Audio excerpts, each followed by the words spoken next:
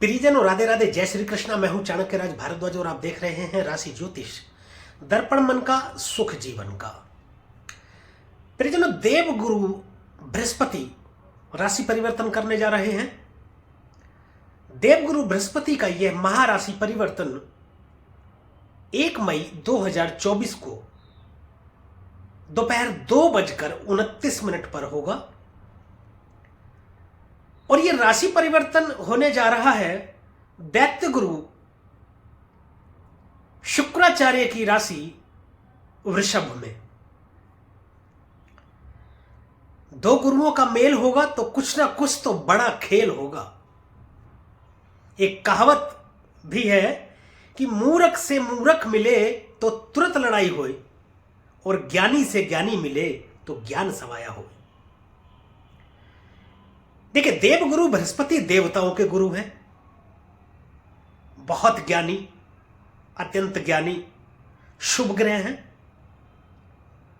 सौर मंडल का सबसे बड़ा ग्रह बृहस्पति है और बृहस्पति विस्तार करने के लिए जाने जाते हैं। अब बात दैत्य गुरु की भी कर लेते हैं, शुक्राचार्य की, जिनकी राशि में देवगुरु बृहस्पति जा रहे हैं। तो गुरु तो वो भी है।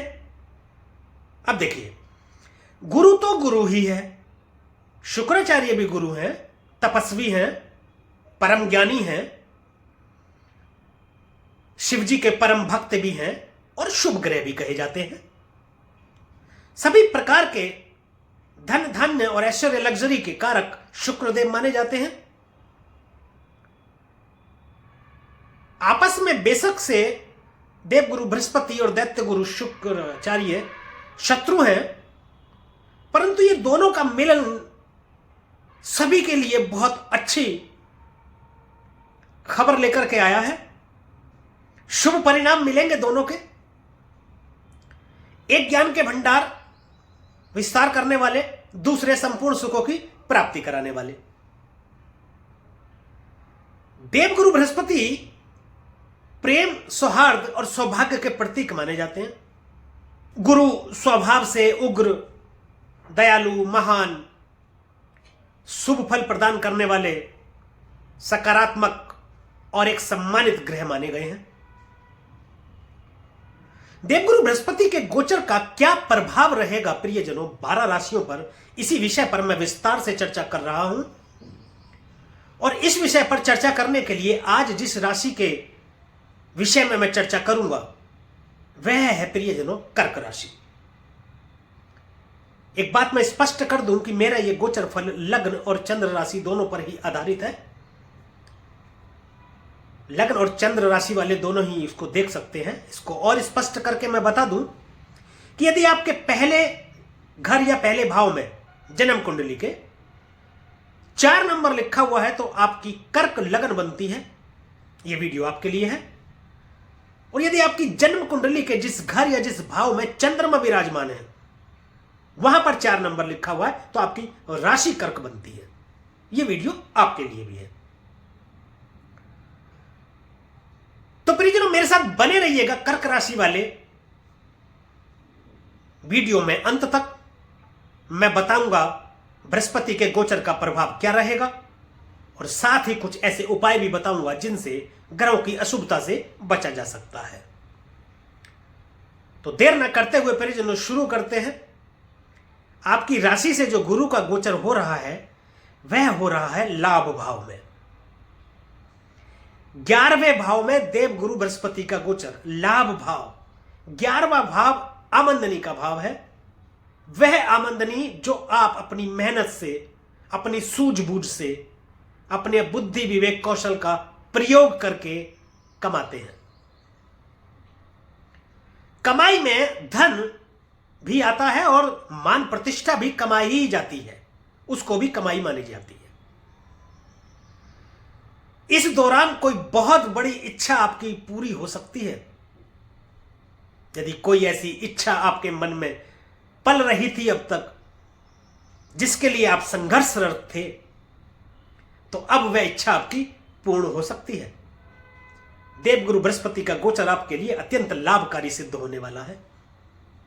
लाभ के अनेकों रास्ते खुल जाएंगे। बुद्धि विवेक आपका काम करने लगेगा, फोकस्ड हो जाएंगे ना, समाज में मान प्रतिष्ठा आपकी बढ़ेगी, लोगों में पहचान बनेगी आपकी, लोग आपसे जुड़ना चाहेंगे, व्यापारिक दृष्टि से भी और व्यक्तिगत दृष्टि से भी आपका सम्मान करेंगे। बड़े बुजुर्गों का आशीर्वाद आपको मिलेगा, गुरुओं का आशीर्वाद आपको मिलेगा, गुरुओं की कृपा आप पर रहेगी। आपके ताऊ दादा दादी जितने भी बड़े आपके बुजुर्ग हैं उनका भी आशीर्वाद आप पर बना रहेगा।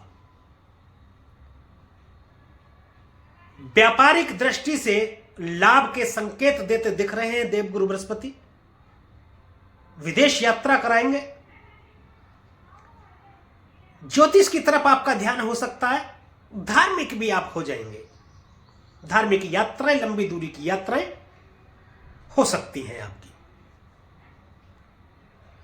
परिजनों देखिए, देवगुरु बृहस्पति की यदि मैं बात करूं तो देवगुरु बृहस्पति आपके भाग्येश बने हैं। भाग्येश लाभ भाव में बैठा है तो भाग्य का भी आपको पूरा साथ मिलेगा, जिसके चलते आपको लाभ प्राप्ति होगी। भाग्य का साथ भी होना बहुत आवश्यक होता है, तो यहां आपको भाग्य का पूरा साथ मिलेगा। अब देवगुरु बृहस्पति की दृष्टियों की बात करते हैं परिजनों। देवगुरु बृहस्पति को 2 अतिरिक्त दृष्टियां भी प्राप्त हैं।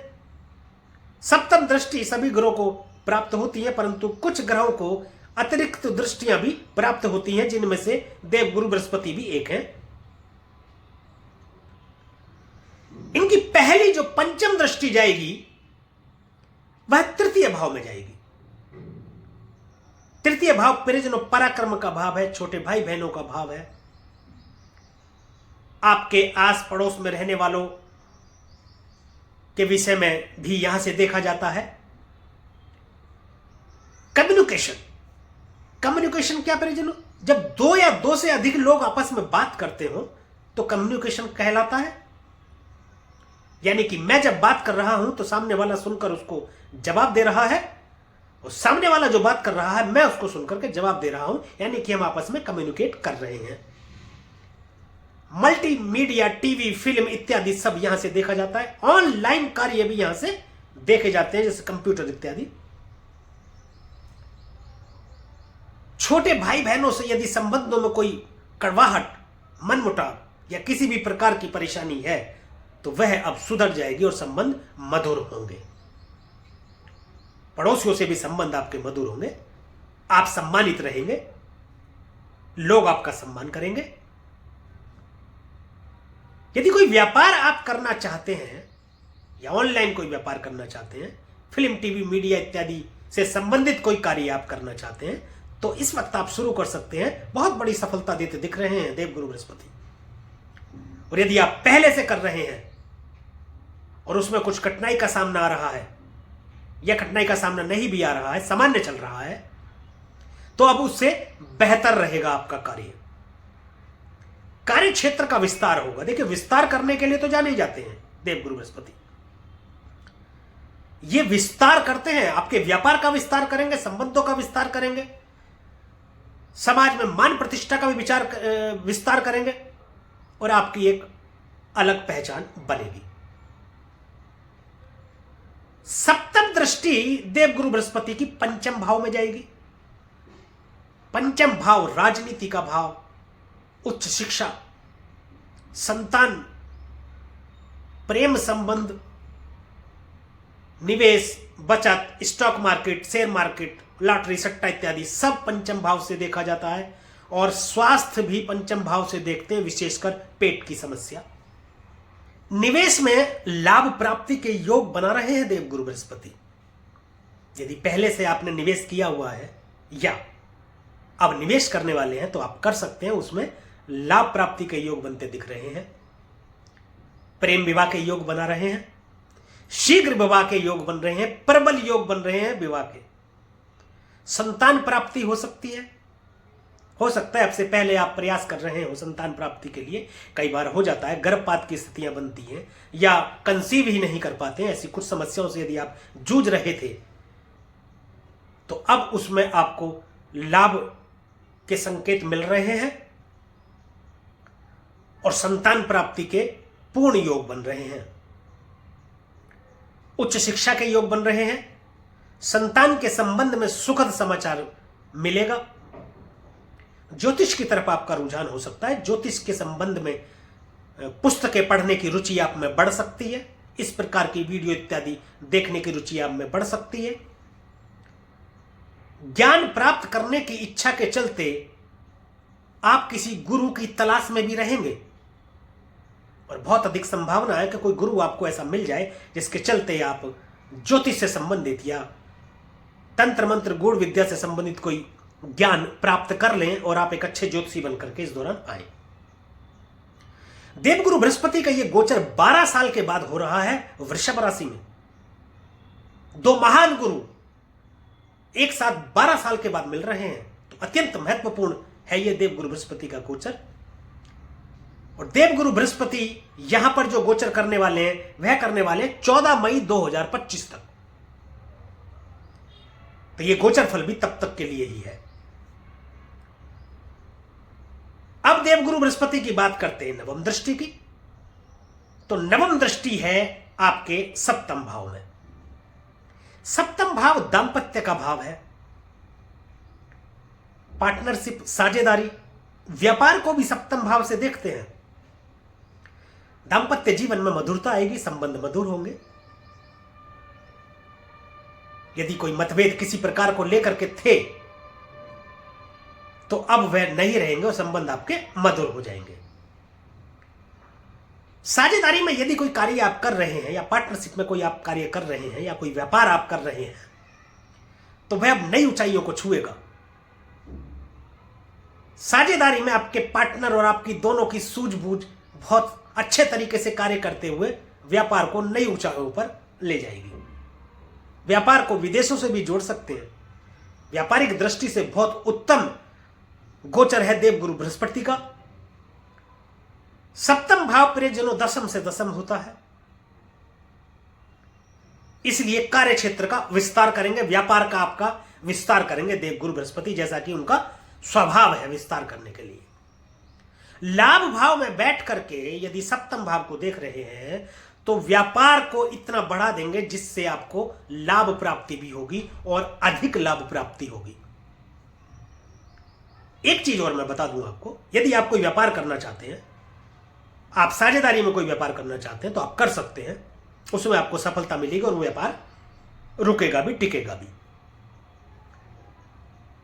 एक मैं आपको चीज बता दूं कि यदि आप फाइनेंस से संबंधित कोई कार्य करना चाहते हैं, पैसों के लेन देन से संबंधित कोई कार्य करना चाहते हैं, जैसे ब्याज पे पैसा देना या लोन से संबंधित कोई कार्य, तो आपको आपकी सोच से भी परे ऊंचाइयां देखने को मिलेगी। इतनी सफलता प्राप्त होगी आपको इस कार्य में।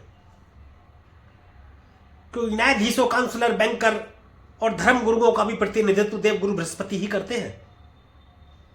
तो फाइनेंस से संबंधित कोई कार्य यदि आप कर सकते हैं तो कर लें आप, उसमें आपको लाभ प्राप्ति के योग बनाते दिख रहे हैं। विवाह और संतान प्राप्ति के तो योग देवगुरु बृहस्पति बना ही रहे हैं। तो परिजनों, यह था देवगुरु बृहस्पति का गोचर फल कर्क राशि के जातकों के लिए।